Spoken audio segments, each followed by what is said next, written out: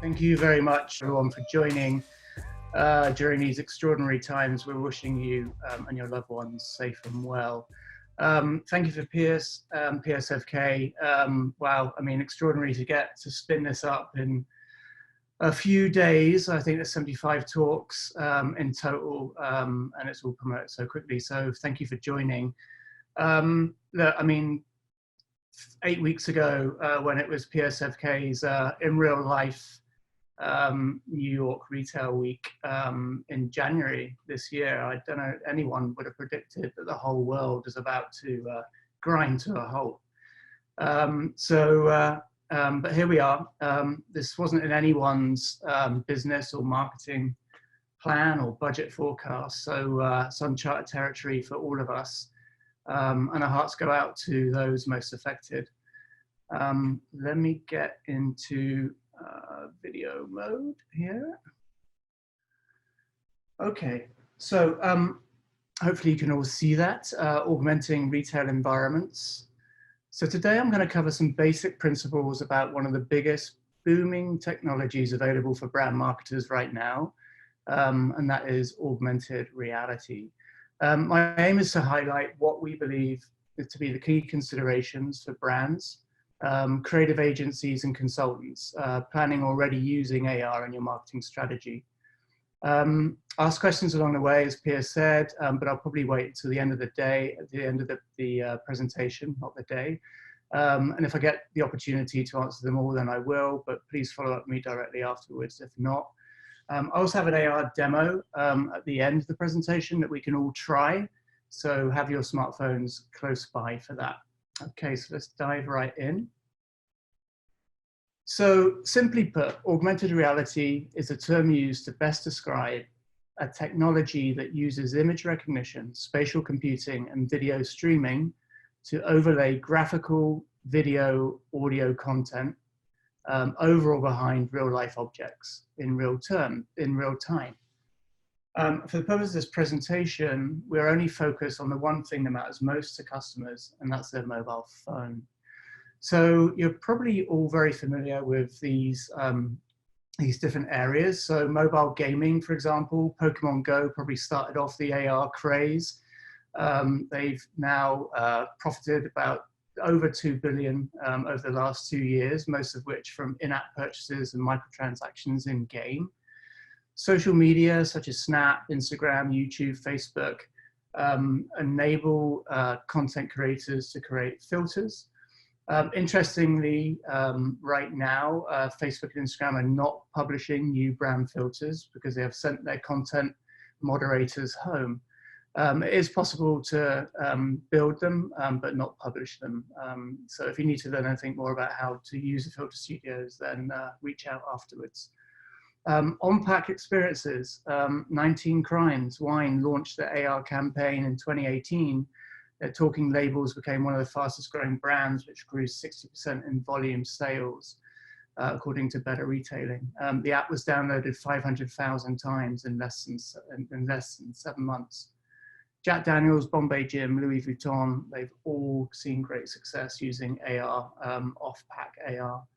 E-commerce, IKEA, Sephora, Wayfair, Gucci, Toyota, try it before you buy AR experiences are hugely popular, and they yield greater sales and less returns. And heads-up wayfinding, store mapping, and yes, even the graphical lines you see in your rear view camera is AR. So for app brands, retail brands, AR can be used to drive acquisition, retention, and revenue, and complement those strategies. And especially today, why is it important? Well, the obvious point to make is that all AR experiences are virtual and can be created and published to engage with consumers wherever they are at any time. Also, AR enables a deeper level of engagement with users, which is especially significant in these times where isolation is common and emotional connections will count the most. The the experiences are compelling. They can provide product demos anywhere, anytime, without the need for human interaction. It enables customers to try before they buy, which improves brand confidence and significantly reduces returns. It's an entertaining, it makes shopping fun. So it's a lean-in technology which enables brands to go deeper and engage more with your brand. And because it can be activated anywhere along the buying cycle, we can convert those users more quickly. And to that point, we can use AR across all types of different media formats to enhance those formats. I'll talk more about that in a little bit. And also, obviously, create a buzz across categories. So here's some big numbers that validate why marketers need to consider these technologies and experiences. Your customers are ready, so should you be. So 100 million consumers are shopping in AR today. The conversion rates are 40% higher than traditional media formats, which is why this number is growing. The average users, 16 to 36, leaning towards women, who are the biggest adopters. One reason why AR has seemingly overtaken VR as a marketing media is because of scale. 1.5 billion enabled devices in 2019. That's just growing in force. And here's that Pokemon Go stat again. 800 million Pokemon Go downloads in the last 2 years. And 88% of companies are already using AR, and these companies are seen as the most innovative, which is impressive because AR is probably one of the easiest innovations to adopt. I'll touch upon this shortly. We're already seeing maturity of AR shopping from brands like Warby, Nike, Gucci, Sephora, who are using AR try-on strategies, which is basically enabling customers to change colorways, styles, etc. And from Wayfair and IKEA to Porsche and Toyota, who are also using AR to enable customers to try out their products in AR before ordering them online, saving a visit to in real life stores or dealerships.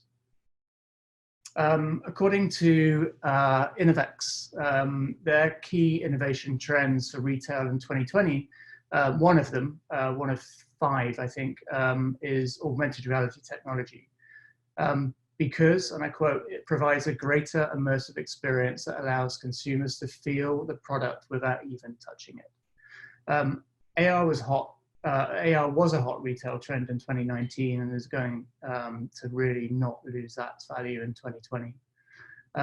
The survey conducted that the most popular products people would like to shop with AR was potentially was furniture and clothing. And this is high because customers want to use AR to see the product, to learn about it, and enjoy the shopping experience without necessarily having to go into a real store. So how do you know if AR is the right technology for your brand, your customer? Well, I mean, you know, it's not because I've drank the Kool-Aid. I look at everything very pragmatically. But if you're looking to engage your customers via the thing that matters most to them, i.e. their smartphone, then you should be implementing AR as part of your mobile acquisition, retention, and advocacy strategy. If you already have an app with a substantial user base, then using that as a gateway to AR experiences is an excellent start. But there are plenty of AR technologies available that do not require customers to download an app, such as web AR, QR codes, social media filters, as mentioned before. And what we normally do, we review your customer mix, we review all your customer touch points, and we see how AR can enhance all of the above, from anything from TV to print, packaging, events, and in-store.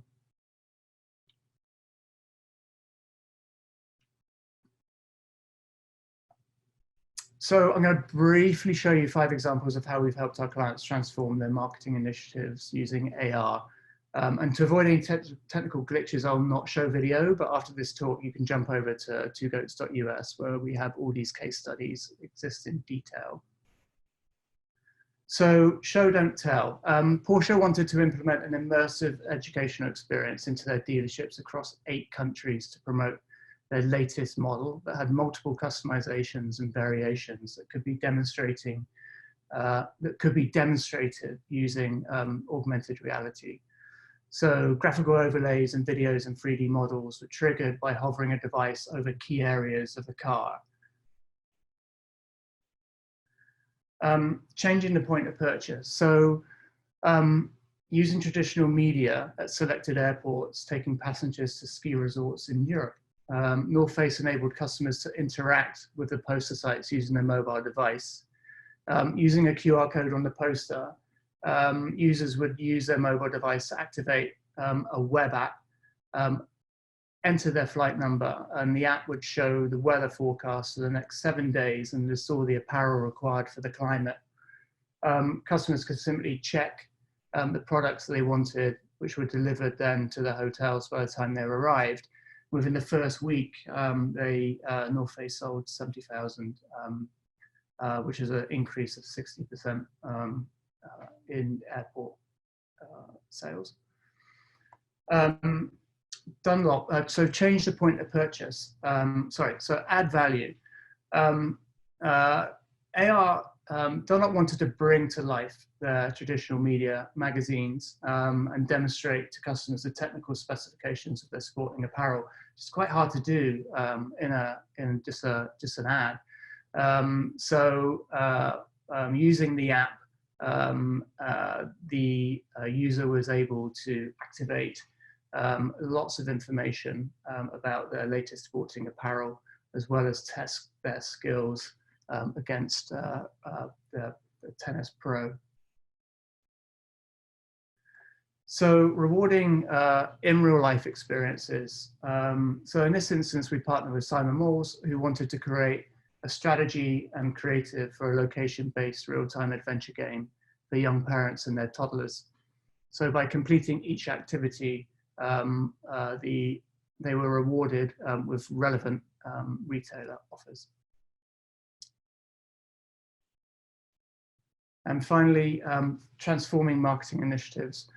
We used AR and gamification to bring, in this instance, we used AR and gamification to bring younger audiences to the most prestigious Latin music award show, the Billboards.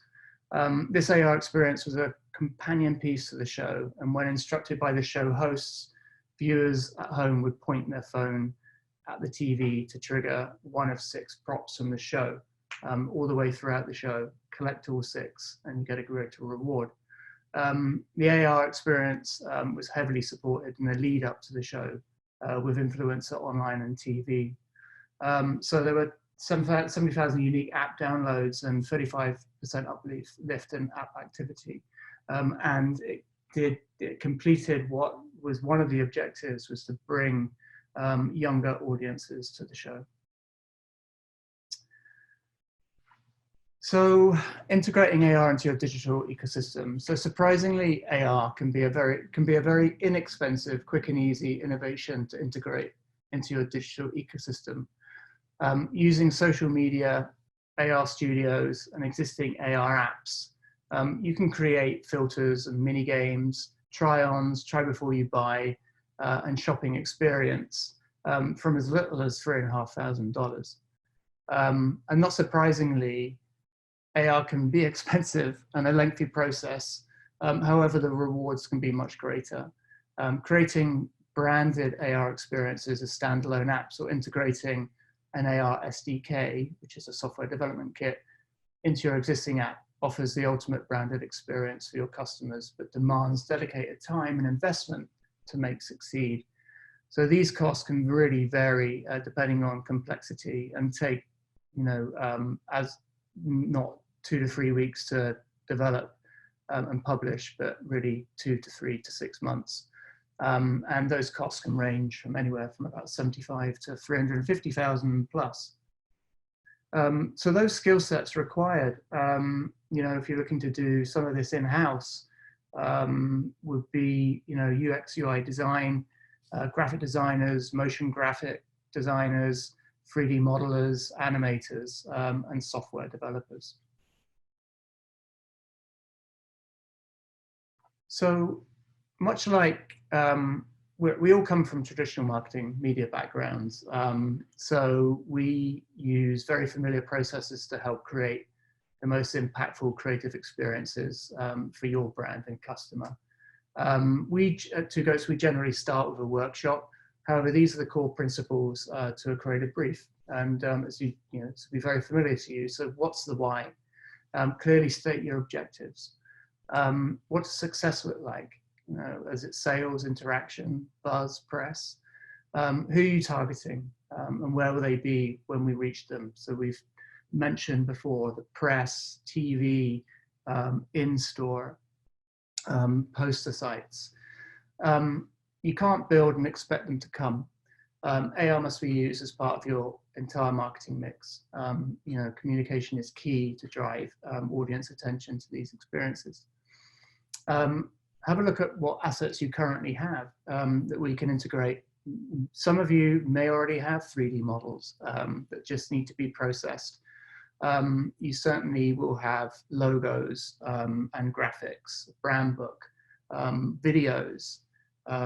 All of those assets can be integrated into your AR experience. And of course, timing and budget is everything. So proving the return on investment. So after brilliantly executing your campaign, you'll want to prove that it will work.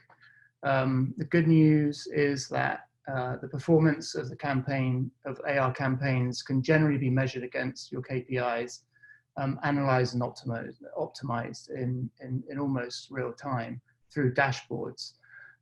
Familiar metrics will be available, such as number of sales, time spent in the experience, interacting with your brand.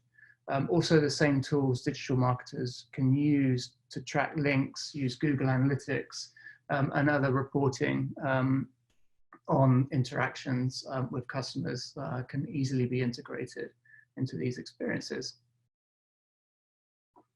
So I wanted to end up with a very simple execution on how AR works. So if you get your phone and put it into camera mode and point it at Scan Me, you will, and I'll back this up. And you can see a little video of this as well. You get your mobile phone into camera mode, point at the Scan Me, and then follow the link to Google, and then scroll down Google until you see the goat. You should be able to see a 3D model of the goat, which you can then pop out into onto your desktop and have fun. So the purpose of showing you this is that anyone that is seeing this sort of uptick on the online stores or are using e-commerce marketing, email marketing, can be using these QR codes to encourage users at home to connect with your brand and bring and augment elements of your brand and your product and your brand story into their rooms, and engaging them and entertaining them. And in times like this, I think that's more important than ever. So I think that brings us up to 20 minutes, and let me come out of this. What's your go-to tool for beginners to prototype an AR experience? There's a number out there, actually. There's a couple which I would go to. Zapper is a great product that's been around for a long while. There's 3 levels of tool kits that they have. Also, Torch is a very good platform to start. Really intuitive, really simple, really easy to use.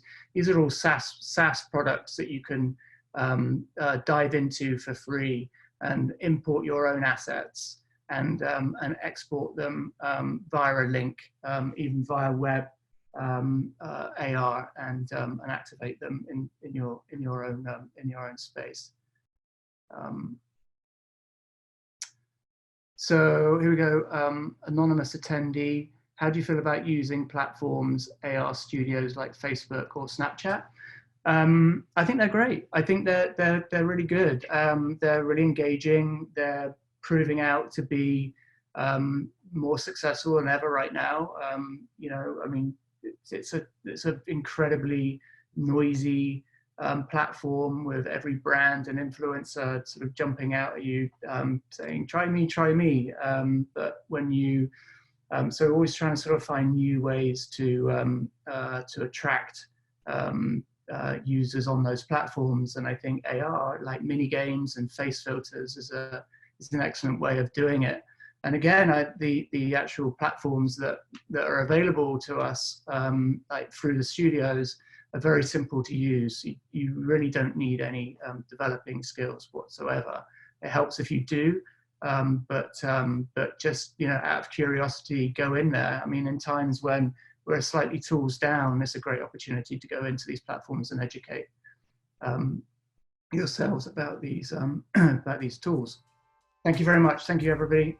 Thanks, Piers.